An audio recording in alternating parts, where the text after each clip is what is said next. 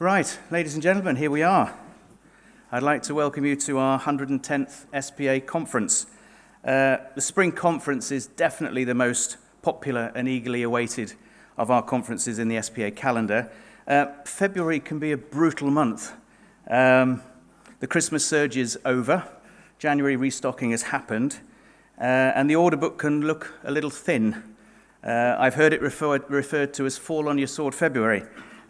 Increasingly, I see it as the new year in the corrugated industry. As we formulate new plans, sales teams are re-energized to go again. And as a result, the February conference is always well attended as people hunt for inspiration and those nuggets of information and best practice that will aid them during the year ahead.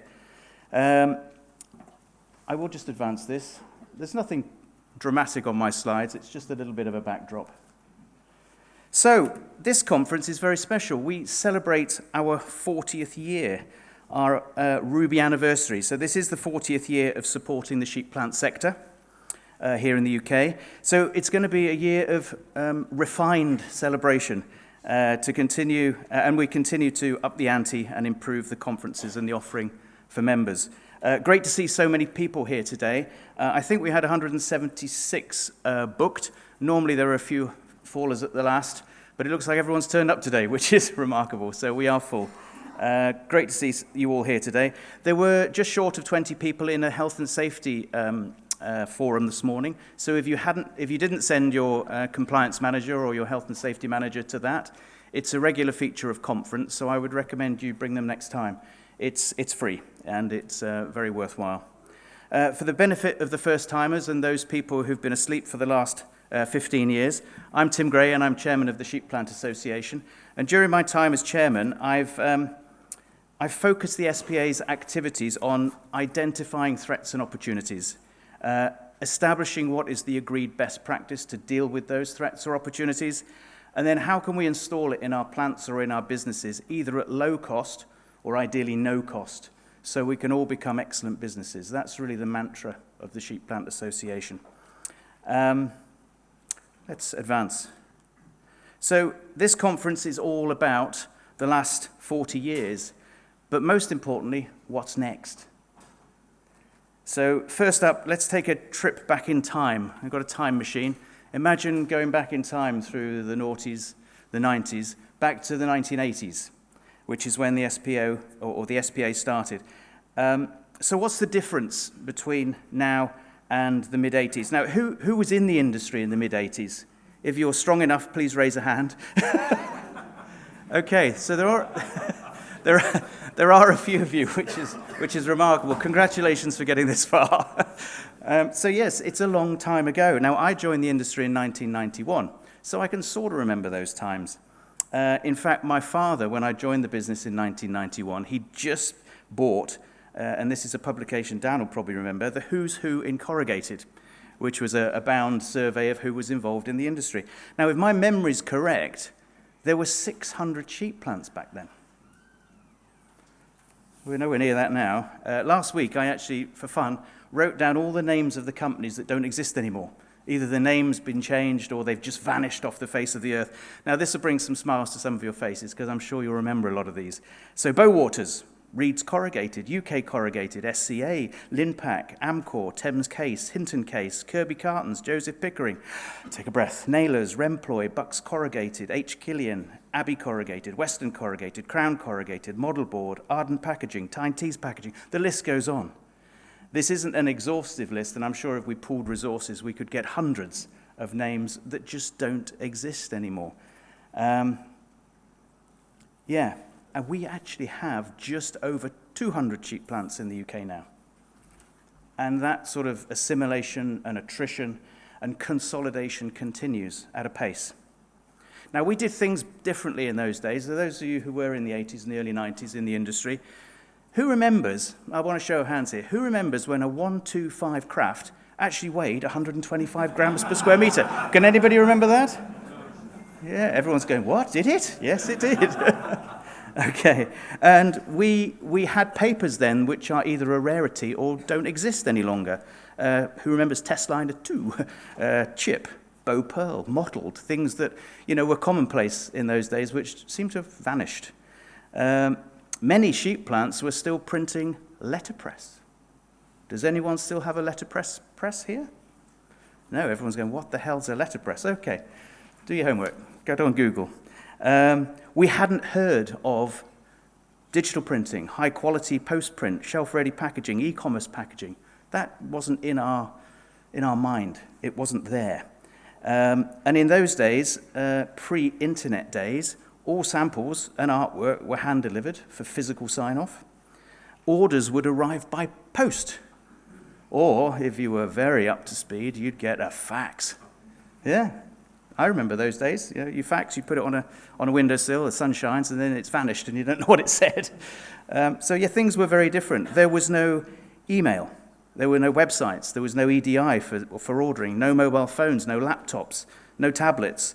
There were few or no health and safety regulations, like manual handling, COSH, HACCP, HARA, no HR and employment legislation, no litigation about age, sex, race discrimination, no bullying and harassment legislation, no packaging waste regulations, no ISO certification, no PPWR, no EPR.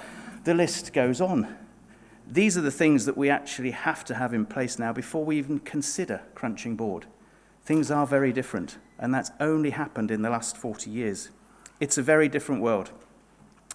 And the SPA itself bears no resemblance to the association that it was 40 years ago.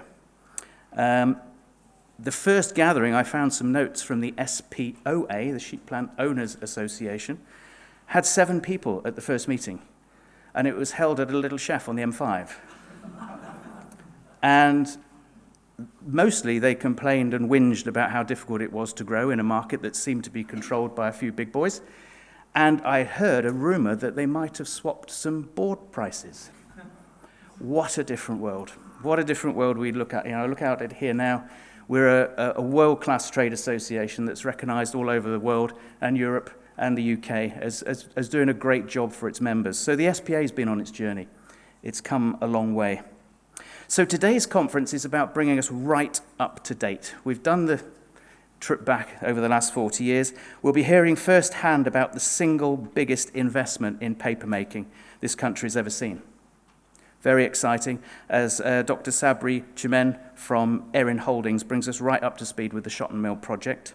We'll hear about progress on the ground, when the mill will be starting producing, and how it might affect the marketplace and the market dynamics, not just for paper, but sheetboard and for waste, here in the UK, but also the knock-on to Europe as well. So it's a big, big project. We're fortunate to have 2 keynote speakers today. Bernard Marr, one of the world's most influential voices at the intersection of technology and business, will be talking to us. He'll be looking at how technology and AI has and will in the future change our working and domestic lives. So very exciting that. We've gathered experts from and leaders from the industry and wider business to share their knowledge and experience with you today. We also need to welcome our new supplier members. Most of them have a tabletop at the back there, so we've asked them to come along. We've set aside 45 minutes later in the program today so that we can walk and talk and meet our new supplier members. It's important we do that, and coffee will be served in here, so we all stay in the same room and network. So that'll be just after 3 o'clock today. You will also find in your welcome pack one of these. Has anyone seen one of these? I wonder what the hell it is. Well, we're going to encourage you to go around and see every stand. As you go around, each of the supplier members has a coloured pen, and they'll be marking on your thing if you've been. So you'll get a daub of colour, and if you get a complete set, you've been to every stand, write your name on the back, and we'll put it in a drawer, and there'll be a nice bottle of champagne for the winner. So an incentive to get around all the stands and meet our new supplier members. Okay. I'd also like to welcome our industry first-timers and those here who are here on a try-before-you-buy basis. I'm confident you'll enjoy the day and really understand the benefit of membership of a progressive trade association. I'd also like to welcome a very special group of people. That's our SPA Emerging Leaders. I can see some of you sat down here. They're 1 year through, or just over a year through, a 2-year personal development course. and are well on their way to being the first graduates of our Emerging Leaders Programme. You'll be hearing from some of them on a discussion panel just after break. I'd also like to welcome those who are speaking for the first time. Don't worry, good audience, not too nerve-wracking. Okay. I'd like to thank our event sponsors as well. Very important. These events take a lot of time and money to put on, so I'd like to thank Sun Automation and W.H. Leary, and our keynote speaker sponsors, Advantive, probably known to you as Abacus Systems and KiwiPlan. Thank you very much.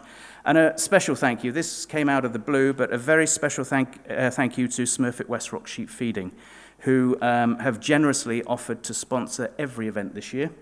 Nobody's ever offered to do that before. So they are officially recognized now as our Ruby anniversary sponsor. So thank you very much to Smurfit Westrock Sheep Feeding.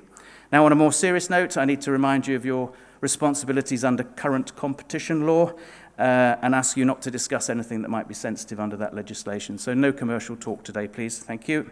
Housekeeping, there are no fire drills. 11 o'clock we had a fire drill this morning. It was loud. You'll hear it, that's for sure. And these are the fire doors here, and these doors out here, and the meeting place is the front of the hotel. There is Wi-Fi available here and other parts of the hotel. The network is named Staverton Guest, and you don't require a password, so you're straight on. Check-in room keys will actually be in here at the end of coffee break, and it'll be on that small table there by the door. We'll have your keys there with your name on the envelopes. We have a real need to stay on schedule today. I've probably overrun already. At this point, I'm delighted to introduce to you Bernard Marr. Bernard is a renowned thought leader, international best-selling author of 20 books, and a trusted advisor to both global corporations and governments and government organizations around the world. During his session, I believe Bernard will be focusing on sustainability and resilience, levering technology, talent and culture, and emerging technological trends. So a big, warm and rousing welcome for Bernard. Thank you.